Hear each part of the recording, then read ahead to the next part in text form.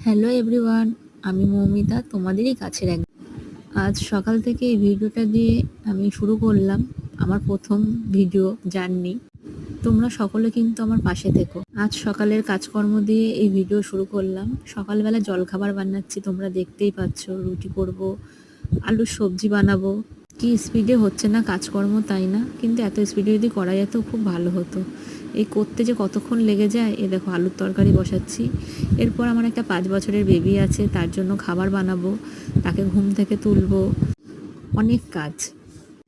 তোমরা আমার ভিডিও কে কোথা থেকে দেখছো আমাকে অবশ্যই কমেন্টে জানিও, তাহলে আমি ভীষণ খুশি হব। ওই আর কি, উৎসাহ পাবো। সব কিছুর জন্যই একটা উৎসাহের দরকার হয়।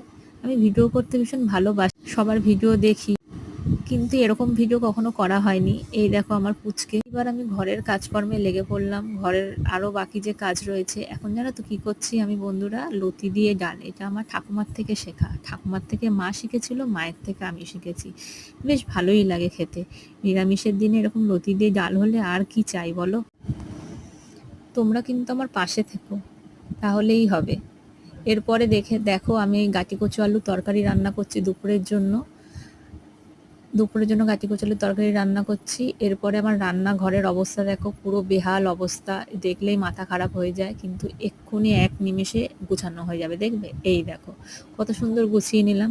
এরপর এখনো বাকি রয়েছে আমার ঘরের অবস্থা তো আরো বাজে অবস্থা। দেখো সমস্ত ছড়িয়ে ছিটিয়ে, বাচ্চা থাকলে ঘরে যা হয়। এইবার ঝাড়ু দিয়ে ঘর গুছিয়ে নিলাম।